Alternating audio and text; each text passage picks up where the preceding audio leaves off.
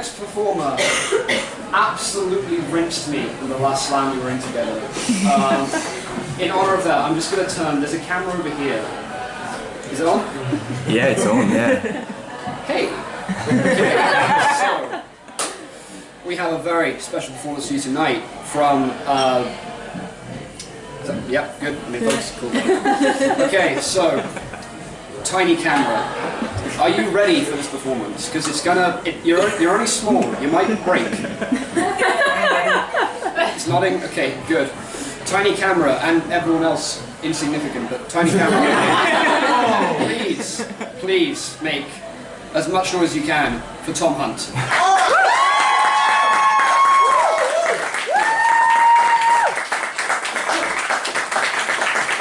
Hi. How you all doing? Good stuff. Well, that ends now. Who likes slugs? Yeah! Right, well, you're my people. The rest of you, what's your problem? Not fans of slugs. It's fair enough, man. Most people aren't. This is a poem that I wrote about slugs. It's called Slugs.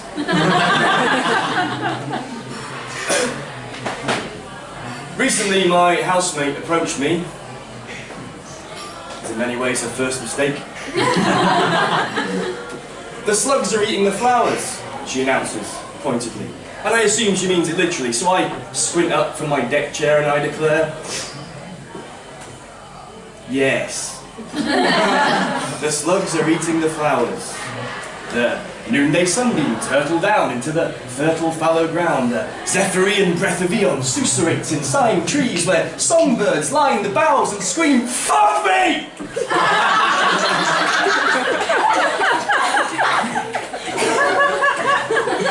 To each other. From the tops of tiny lungs, and I am hung to dry above my shadow and the shade thereof, within which woodlice lounge in bowers, and yes, the slugs are eating flowers. People don't often come to me for advice, though. I hope that would suffice, that she would leave, morose, her image of me reinforced as prickly, unhelpful, but verbose. Sadly, it was not to be. She postured up to question me. Do you think I should pour salt on them?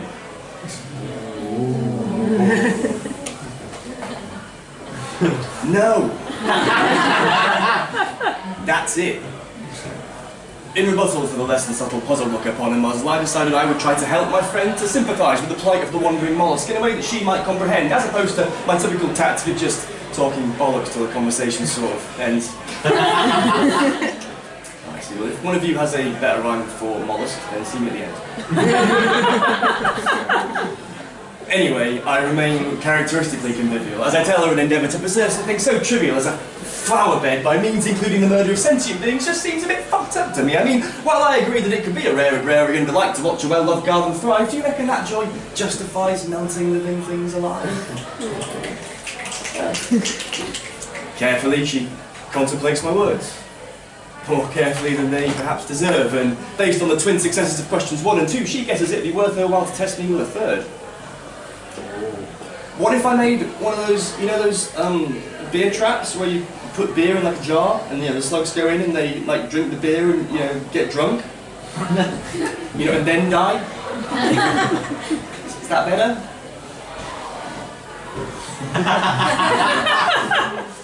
I don't love it. But I'll say this about it. It's better than turning them inside out. If they do have to die, they could do worse than drowning, and the least you could do is to get them around him. We smile together, basking in the glory of a conflict resolved. Me, mainly pleased with only being minimally involved. And she cracks a can and pours a jar, controls the whole of the garden. She picks up each slug, manually, and drops them in the lager. And I expect you think that's fucking funny, don't you? Slugs are the most humble and gentle of creatures. Their physical features speak not of the secrets they keep, or why by night they creep beneath moonlight to meet by the skirting and weep for a world that is hurting. That's who you want to murder. These are noble and merciful beings with feelings and fears and just weird holes for ears and the sight to foresee and the strength to forgive us for hating their species for daring to live. And you know in your heart and your mind and your gut that things would be so different if the boot were on the other...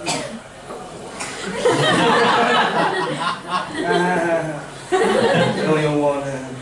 You know what, it says a lot about a species as a whole that you'd rather have 2 feet and no fucking soul. Well, it's only the start of how deep and how low the wormhole of your anti-slow bigotry goes. Because for me, the part that really rubs salt in the wound is your sheer hypocrisy, leering to scoff at me, safe in your seats of offstage generosity, foppishly quaffing artisanal ales and proclaiming, "Oh, Tom, but of course we love snails."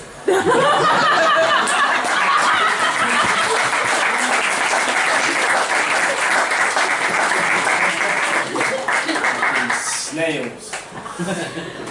Charming old ladies on the doorstep, with their pretty eyes, like door-to-door salesmen, without so much slime. Oh, careful of the snails, Tom. Watch out for the snails. Be careful of the step on them. They're so cute, aren't they? With their little eyes on stalks. They've got little eyes, and they've got a little house on their backs, Tom. They've got their own little house. So we like them. The truth is, you all know it's yourselves that you loathe, and the loathing is the salt that you pour on your souls. You're too old or too poor or too lonely. One last roll of the dice was so nice, and if only there was someone, some body, who might be willing and predisposed to be close to you in spite of all the doors that you've closed. Well, there is. Why do you think they flock to you at night? They know. They've been watching you, waiting for the time when you need them most, when the sun sinks low and the day's last light rakes its long lonely fingers through the pockets of your soul to riffle your regrets, and you feel so alone you are anything but. Shake the sink. Fucking dare you. There. In their dozens. They're sorry they scared you, they just want to help to fix that which is broken. If they had any arms, they'd be flung wide open, outwards groping over the lonely, and one day hoping to meet you, moping alone in the kitchen and upwards and over your feet. You'll feel them flow, if only you'll let them in sticky wet waves, lapping slimy and thick. Surprisingly quickly, you'll find yourself slick with the silken sweat of a legion of lovers, 101 like a tongue bath from someone whose body's all tongue. And if that sounds like fun, then believe me, the best part is still yet to come, because from then on you'll know that really there's never nobody at home, and if ever you're lonely, there's no need to be by yourself. If only you'll come and play out of your shell, embrace your new friends and make them feel welcome, they'll love every inch of your imperfect skin. As everything's cracked, that's where they get in. Thanks.